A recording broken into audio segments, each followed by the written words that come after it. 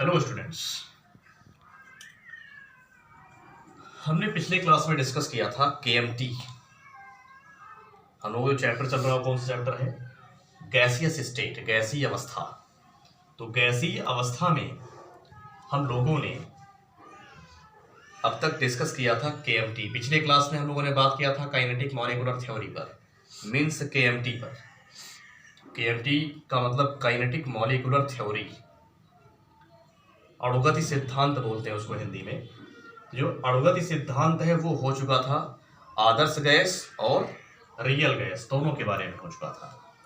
अब ये उसके आगे का टॉपिक हमने लिया है लिक्विफिकेशन ऑफ द गैस। तो गैस के बारे में गैस लॉज हम लोगों ने पढ़ लिया, जितने भी थे। केएमटी पढ़ लिया। अब हम जो पढ़ेंगे वो टॉपिक हमारा क्या है? Liquefaction of the gas. Gas को लिक्विड स्टेट में कन्वर्ट करने के लिए जो कंडीशंस होती हैं, बेसिकली उनके बारे में हम बात करेंगे। ठीक है। तो लिक्विफिकेशन का मतलब गैस को लिक्विफाई करना है हमें। ठीक है, चलिए शुरू करते हैं। तो गैस को यहां पर हमें किस में कन्वर्ट करना है? गैस को हमें लिक्विड में कन्वर्ट करना है। ठीक है।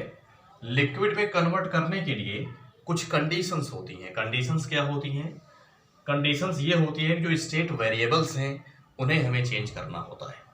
स्टेट वेरिएबल्स का मतलब जो अवस्था परिवर्तन करने के लिए जिम्मेदार होते हैं उनको स्टेट वेरिएबल्स बोलते हैं। ठीक है। जैसे स्टेट वेरिएबल मतलब जो अवस्था में परिवर्तन करते हैं वो कौन कौन से कारक हैं हमारे पास में, कौन कौन से फैक्टर्स हैं? तो वो हैं, उसमें एक हमारा होता है टेम्परेचर, दूसरा क्या होता है? प्रेशर, तीसरा होता है वॉल्यूम।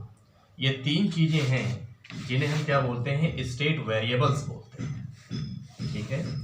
इन्हें हम क्या बोलते हैं? स्टेट वेरिएबल्स बोलते हैं, क्योंकि इनको चेंज करके हम किसी भी पदार्थ की अवस्था को बदल सकते हैं, किसी भी सब्सटेंस के स्टेट को या फेज को चेंज कर सकते हैं एक से दूसरे में। जैसे गैस को लिक्विड में करना है तो हम इनमें चेंज करेंगे, तो गैस अवस्था से किस में बदल जाएगी? लिक्विड अवस्था बदल जाएगी। ठीक है।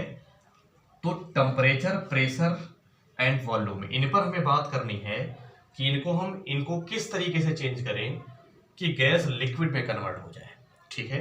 तो सबसे पहले हम किसकी बात करेंगे? सबसे पहले हम बात करेंगे क्रिटिकल मतलब टेम्परेचर की बात करेंगे। ठीक है। टेम्परेचर, ध्यान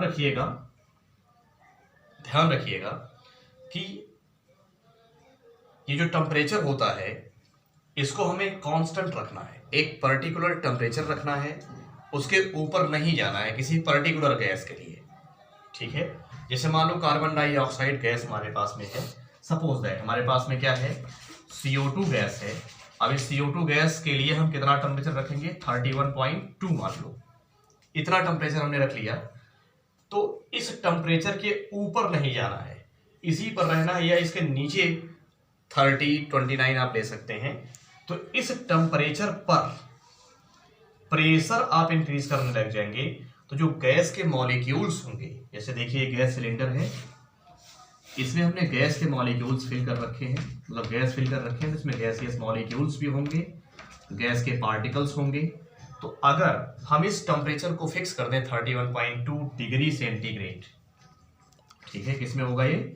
डिग्री सेंटीग्रेड में होगा, डिग्री सेंटीग्रेड में। तो डिग्री सेंटीग्रेड में हमारा टेम्परेचर इतना है, और अगर इसको हमने फिक्स कर दिया और इस टेम्परेचर को फिक्स करने के बाद इस गैस का प्रेशर हम इंक्रीज करने लग गए, तो प्रेशर इंक्रीज करने से क्या होगा?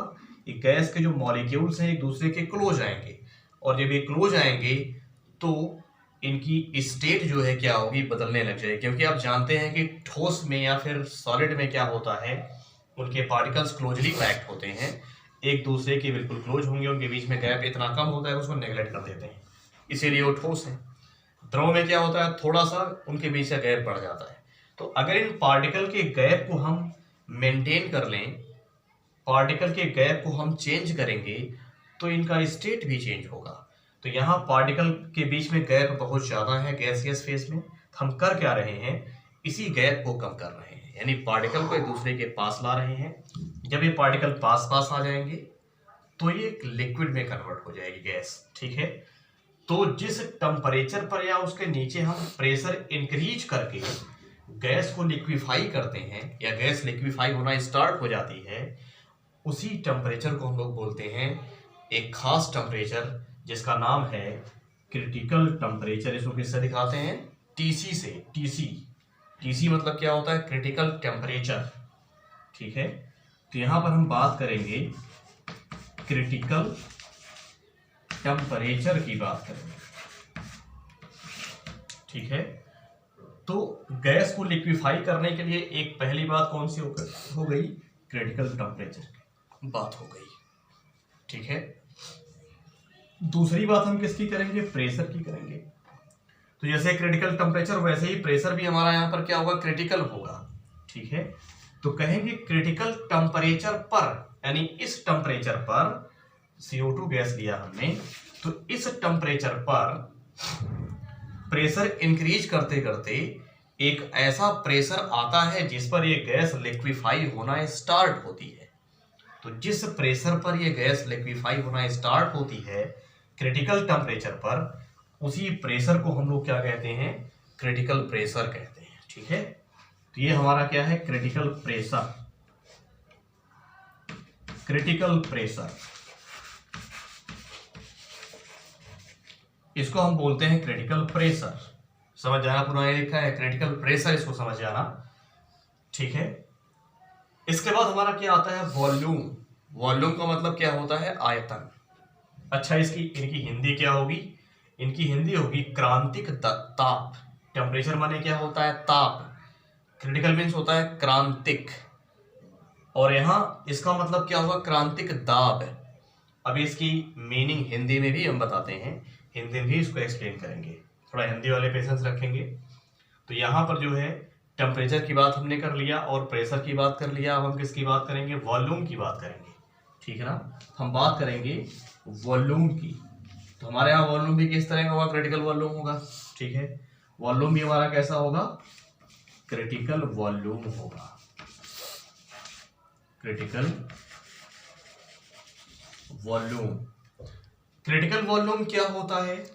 हम कहेंगे at critical temperature and critical pressure the volume of gas, gas नहीं बल्कि liquefying gas, the volume of liquefying gas is known as critical volume. कहने का मतलब ये रहा कि क्रिटिकल टेम्परेचर पर जब आप प्रेशर को इंक्रीज करते करते क्रिटिकल प्रेशर पर पहुंचते हैं तो गैस लिक्विफाई होना स्टार्ट होती है। जो स्टार्टिंग का वॉल्यूम है लिक्विड स्टेट वाला गैस के, उसी वॉल्यूम को हम लोग क्या बोलते हैं? क्रिटिकल वॉल्यूम बोलते हैं। अब इसको जरा हिंदी में समझिएगा। इसका मतलब होता है क्रांतिक ताप। क्रांतिक ताप, क्रांतिक दाब और क्रांतिक आयतन। क्रांतिक ताप वो ताप होता है जिस पर दाब बढ़ाने पर कोई गैस द्रव स्टेट में या द्रव में बदलना शुरू होती है। उस ताप को हम लोग कहते हैं क्रांतिक ताप। अगर हम बात करें क्रांतिक दाब की, तो क्रांतिक ताप पर वह दाब जिस पर गैस द्रव में बदलना शुरू होती है, उस दाब को बोलते हैं क्रांतिक ताप। अगर हम बात करें क्रांतिक आयतन की, तो क्रांतिक ताप तथा क्रांतिक दाब पर जो स्टार्टिंग का मतलब शुरुआती आयतन होता है द्रव अवस्था वाला, गैस के द्रव अवस्था वाला आयतन, उसी को हम लोग क्या बोलते हैं? क्रांतिक आयतन बोलते हैं। तो ये था हमारा लिक्विफिकेशन ऑफ गैस। गैस को लिक्विफाई कैसे करते हैं, उसके लिए कंडीशंस क्या होती हैं, वो सारी बातें हम लोगों ने कर लिया। आई होप आपको ये चीज़ें समझ में आई होंगी। अगर ना समझ में आया तो आप डिस्कस कर सकते हैं। तो इस क्लास में इतना ही स्टूडेंट्स, थैंक यू।